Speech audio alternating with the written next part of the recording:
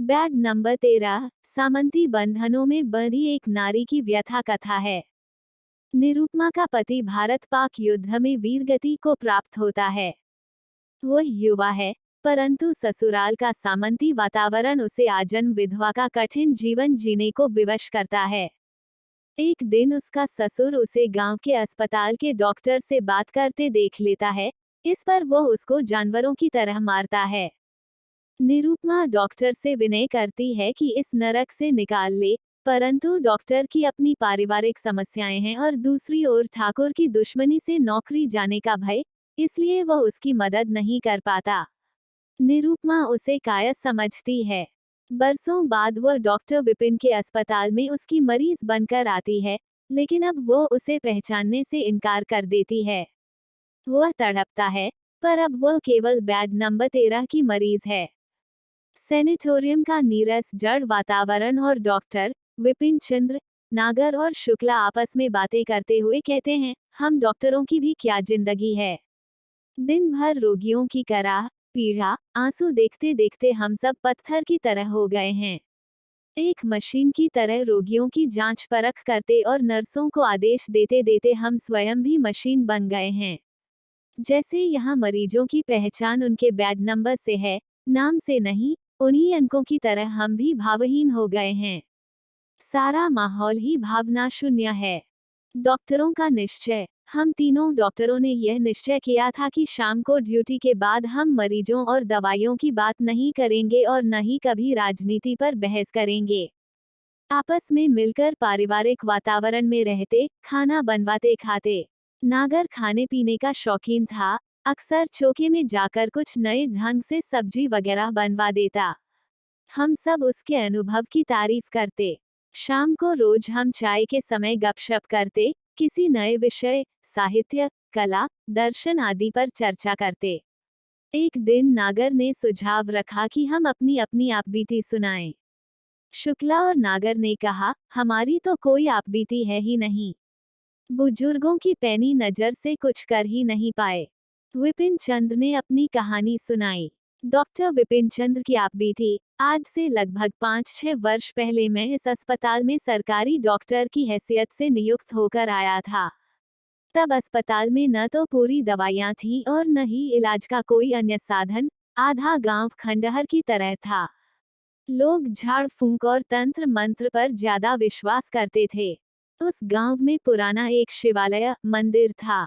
रोज सुबह मैं उस मंदिर में नियम से जाता था। उसकी चढ़ाई बहुत कठिन थी। तिरछी ढाल, जरा सा पैर फिसला कि एकदम लुढ़कते हुए नीचे आने का डर था। ऊपर जाकर किसी ऐतिहासिक स्थान जैसा लगता था। ऊपर कोई नहीं जाता था, नीचे भी मंदिर था, वहीं ज्यादा लोग आते थे।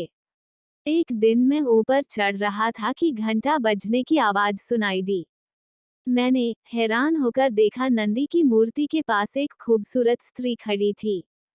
वह ठाकुर सूरजभान सिंह की बहू थी। उसका पति भारत पाक युद्ध में शहीद हुआ था। निरुपमा नाम था उसका। मैं नीचे उसका इंतजार करता रहा।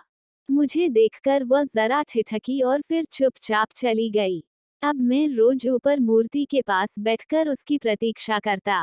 धीरे धीरे आपस में बातचीत होने लगी।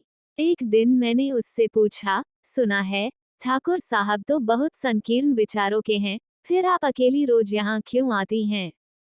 उसका उत्तर था, अकेली कहाँ आती हूँ, सामने देखो, पेड़ के नीचे मेरा अंगरक्षक खड़ा है।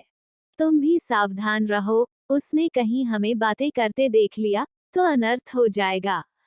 एक दिन आई तो बहुत उदास थी, चुपचाप जाने लगी। मैंने पूछा, चुपचाप क्यों जा रही हो? कारण जानकर आप क्या करेंगे? शायद मैं तुम्हारी कुछ मदद कर सकूं। उसने कहा, इधर आइए, और मैं मंदिर के अंदर गया तो वह शिवलिंग के सामने खड़ी थी। दरवाजे की तरफ उसकी पीठ थी। उसने ब्लाउज उतार दिया। यह मैं क्या देख रहा था, उसकी पूरी पीठ पर फफोले थे। कहीं कहीं तो फफोले फूट गए थे।